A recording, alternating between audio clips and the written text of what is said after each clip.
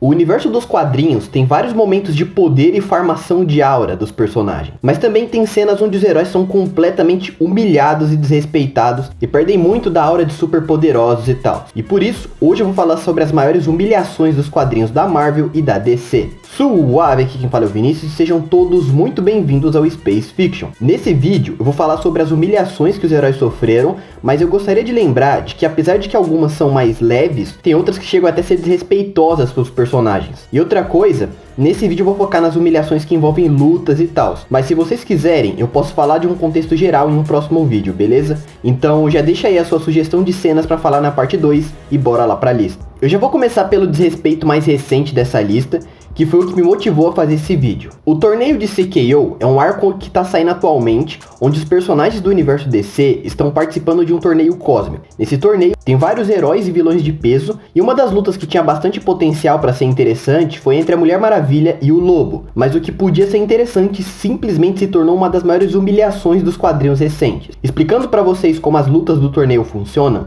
elas estão divididas em 3 rounds. O primeiro é um combate na forma base, enquanto no segundo e no terceiro o personagem pode mudar de forma para ele ficar mais forte e vencer os combates. Dito isso, no primeiro round, a Mulher Maravilha inicialmente estava levando a melhor, já que ela lutava melhor do que o Lobo e tal, mas logo no começo, o Lobo segurou a Diana como se não fosse nada e deu a mesma sequência de socos que ele deu no Superman na luta, onde o Lobo estava bêbado. Inclusive eu já falei sobre ela em um vídeo, então se você quiser dar uma olhada aí. Mas enfim, daqui em diante só fica pior, porque ele finalizou a Diana com outro soco, nocauteando ela facilmente. Depois disso, no segundo round, a Diana vem com a Águia Dourada, uma armadura que a deixa mais apta para o combate, e ao mesmo tempo, o Lobo escolheu a versão broxa dele dos Novos 52. Isso só porque ele queria lutar bonito. A luta aconteceu em Temícera, onde Diana recebeu a ajuda da Cassandra, da Donna e da Yara Flor. E juntas, elas ainda sofreram para vencer. Basicamente foi um 4 contra 1, em uma versão nerfada do Lobo, e o roteiro ainda fez a Diana suar para vencer. Pra lá de bizarro um negócio desses. Mas é no terceiro round onde a maior humilhação que eu já vi aconteceu. Ele era um tipo de torneio de várias modalidades, físicas e intelectuais, mas a última etapa era um combate gladiatorial entre os dois na versão base. Eles estavam pau a pau, mas a Diana não tinha como finalizar o Lobo porque ele é imortal. Então vocês devem estar pensando, então o Lobo vence. Não. A presença em pessoa apareceu na história para tirar a imortalidade do Lobo e deixar a Mulher Maravilha vencer. Se ganhar uma luta só por plot armor escancarado não for uma humilhação, eu não sei o que seria. Inclusive, eu cheguei a ver algumas pessoas que não ficaram incomodadas com isso, então eu gostaria de saber a opinião de vocês. Vocês acharam um desrespeito também ou foi só uma humilhação mesmo? Comenta aí. No crossover Batman vs Incrível Hulk, acontece uma das cenas mais inacreditáveis que eu já li em um quadrinho. De um lado nós temos um vigilante urbano, que apesar de ser muito superior a seres humanos da vida real, ainda é um cara mais pé no chão. E do outro nós temos um monstro incontrolável que destrói dimensões batendo nas mãos, e ilumina o universo inteiro dando socos. O Batman e o Hulk são personagens de escalas completamente diferentes, por razões óbvias, mas nesse crossover isso não existia. O Hulk foi enganado pelo Coringa e topou com o Batman. Eles começaram a lutar, e não só o Batman conseguia reagir aos ataques do Hulk e desviar deles, como ele também tinha um plano. Como ele inicialmente não conseguia afetar e só estava deixando o Hulk mais irritado, o Bruce tentou uma abordagem diferente.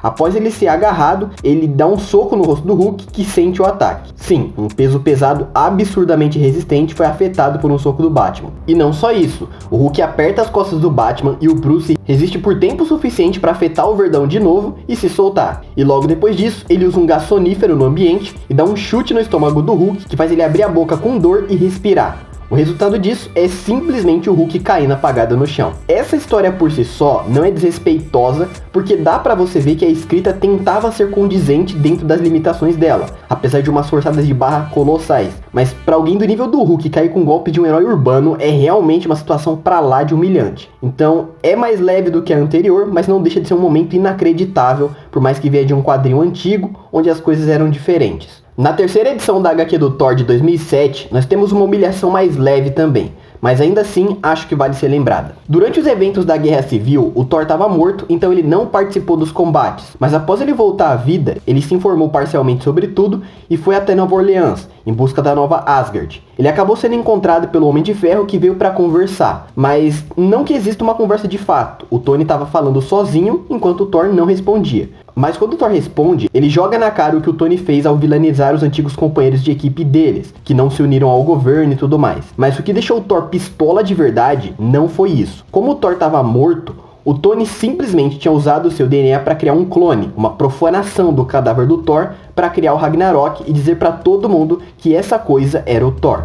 E agora o Thor estava tão revoltado que ele partiu para cima do Tony sem ouvir o lado dele. Mas essa luta foi para lá de unilateral. O Homem de Ferro disparava e o Thor nem era afetado, e quando o Tony foi para cima, ele tomou uma martelada do Thor sem se conter e a armadura já começou a apresentar falhas. E dali em diante meio que a luta acabou. Com um único raio, o Thor desligou completamente a armadura do Homem de Ferro e segurou o Tony pelo pescoço. O Thor tirou a máscara da armadura e além dele humilhar o Tony, dizendo que essa era a diferença de um deus para um homem numa armadura de metal, ele ainda disse que se o Tony ou os líderes dele viessem para Asgard outra vez, ele iria mostrar o que é um verdadeiro poder. Ele disse que não ia se envolver nessa briga entre lados e que ele estava neutro. E ele pede para não ser forçado a interferir. Ele solta o Tony, que nesse ponto já tá tão em choque que oferece um acordo pro Thor ser deixado em paz, e era sobre o território de Asgard. E depois que o Thor aceita, o Tony explica que a armadura fritou e ele pergunta como que ele vai voltar para casa. E o Thor, além de dizer para ele ir andando, diz que depois eles vão conversar sobre as merdas que o Tony fez, mas que agora ele tá ocupado. E no fundo, o Tony sabe que fez merda ao usar o Ragnarok, então ele volta para casa de cabeça baixa mesmo e depois fica por isso. Então essa humilhação foi tranquila, no sentido de que ela não desrespeitou de forma absurda um personagem, mas ainda assim foi uma cena que me deixou até meio angustiado vendo o Homem de Ferro sendo feito de boneca. Já aqui, eu acredito que não é segredo pra ninguém. O arco de Injustice inteiro se resume a humilhar os heróis em 90% das edições. O Shazam morre pro Superman com um único ataque sem nem revidar, o Superman apanha pra quase todo mundo que você imaginar e por aí vai. Mas entre os vários desrespeitos no que tange a personalidade e o nível de poder dos personagens, tem um que não me desce e é ofensivo de verdade. O Asa Noturna é um dos heróis urbanos mais respeitados da DC, alguém que o próprio Batman tem muitas expectativas. Quem já viu meu vídeo sobre o nível de poder do Dick Grayson sabe que desde a fase de Robin, o cara já era brabo. Isso no universo principal dos quadrinhos. Mas Injustice fez uma coisa que pra mim foi ofensivo ler tamanha atrocidade. Richard Dick Grayson, o membro mais ágil da Bat-família, simplesmente morreu depois do Damian jogar um bastão na cabeça dele, fazendo ele se desequilibrar e bater a nuca numa pedra. E vale lembrar que isso é ilógico até para a própria história,